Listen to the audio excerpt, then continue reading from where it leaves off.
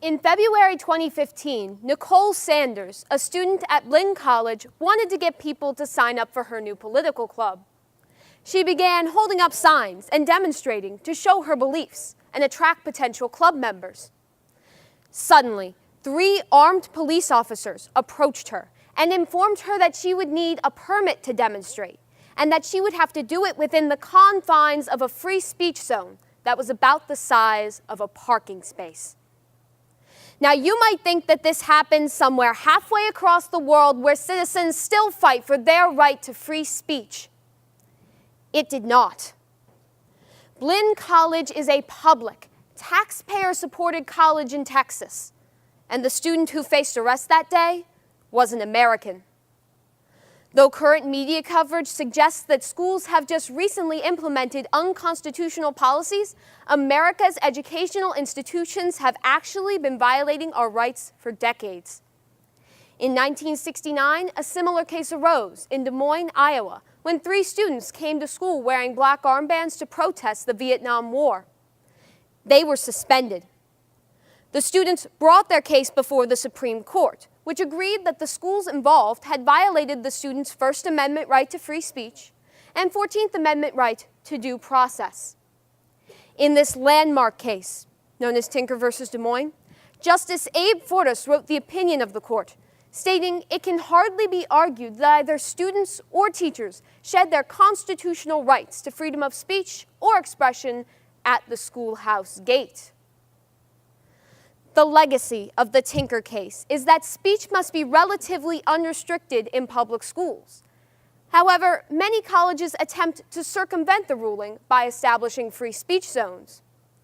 College administrators who impose free speech zones genuinely believe they are protecting speech, yet they violate the rights of those they claim to be defending.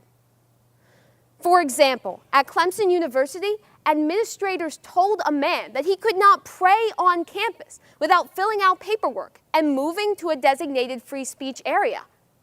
At Modesto Junior College, officials prevented a student from passing out copies of the Constitution on Constitution Day outside of a free speech zone.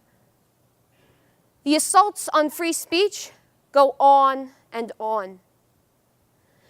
Free speech zones are inherently unconstitutional because they designate where we can speak and often require appointments to exercise our constitutionally guaranteed rights weeks in advance. They limit free expression to a box in a secluded part of campus and censor it everywhere else. In other words, if I stand here, I can wave the American flag and demonstrate and pass out copies of the Constitution as much as I want. However, if I stand here, I cannot. In 1789, James Madison drafted the First Amendment with a clause to protect speech. However, the protections of the original free speech clause differ from the rights we assume today. Initially, this clause only prevented Congress, not state and local governments, from impeding political speech. This all changed with the passage of the 14th Amendment. The Supreme Court has interpreted this amendment's due process clause to mean that the Bill of Rights, which originally only constrained the national government, should be applied to the states. In 1925, the court established freedom of speech in every state in the case Gitlow versus New York. Today, after much debate and litigation, the accepted interpretation of the Free Speech Clause protects all speech that is not deemed dangerous or slanderous. Speech that is unpopular, speech that makes us uncomfortable, speech that is offensive as much as we despise it, is not illegal. Unfortunately, many students are unaware of the historical precedent of broad speech protections. A poll conducted by McLaughlin and Associates found that 51% of college students favor speech codes, yet 32% of the students polled could not even identify the part of the Constitution that deals with free speech. Given that these students lack basic comprehension of the First Amendment, it is no wonder they assail it when it is inconvenient to them. In fact, that same poll found that 35% of students do not believe that hate speech is protected by the Constitution. Around the same time that these polls were conducted, satirist Ami Horowitz set off for Yale University to test student sentiment about free speech. Pretending to be a random activist, he attempted to convince students to sign a fake petition calling for the repeal of the First Amendment. The results were astonishing. In 1 hour, more than 50 students signed the petition because they believed that hurtful words should not be protected. What these students did not recognize, and what Horowitz ironically pointed out, is that the very constitutional amendment that those students wished to repeal gave them the right to sign the petition in the first place. Clearly, freedom of speech is under attack. Fortunately, lawmakers have taken notice. 3 states, Virginia, Missouri, and Arizona, have adopted versions of the Campus Free Expression Act, or the CAFE Act, and several other states have proposed similar legislation. The CAFE Act essentially bans free speech zones by making all outdoor campus space a traditional public forum. Additionally, House Judiciary Committee Chairman Bob Goodlatte expressed his concerns about free speech on campus by writing letters to the presidents of 161 public institutions with questionable speech codes.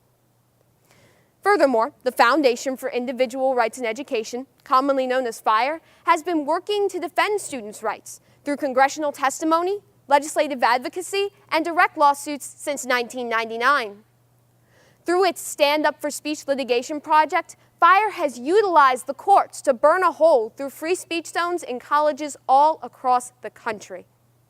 With the help of FIRE and its litigation team, Nicole Sanders, the student threatened with arrest for demonstrating in February 2015, sued Lynn College for violating her First Amendment rights. In May 2016, Lynn College settled the case, awarding Sanders $50,000 and agreeing to revise its speech policies. FIRE recently reported that almost half of the 440 public colleges it reviewed had major speech restrictions, a fact that makes me concerned about limitations to my own college choices, if I want to retain my right to free speech. It is outrageous that at so many public colleges I could be arrested for saying the words that I am saying today. This deprivation of basic liberties is un-American, which is why we have an obligation to the students of this nation to reject unconstitutional policies in our colleges, especially free speech zones. We can do this by supporting FIRE and its Stand Up for Speech litigation project, contacting elected officials and telling them to support legislation similar to the CAFE Act, withholding donations to schools that limit free speech, and voting for representatives who are going to stand up for our rights and the rights of our students. Most importantly, we all have the ability to spread the word about free speech issues on college campuses. Public awareness and civic action are the greatest weapons that we wield against unconstitutional policies.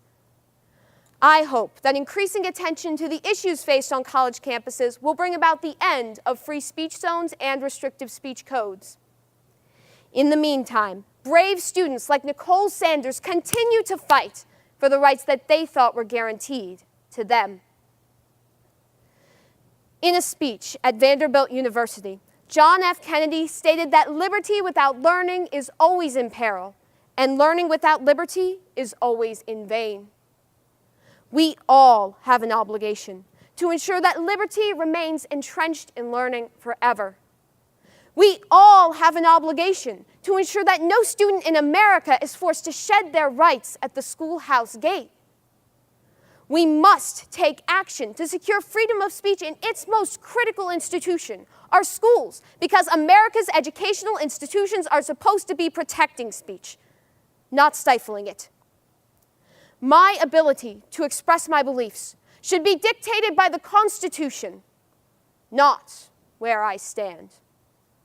Thank you.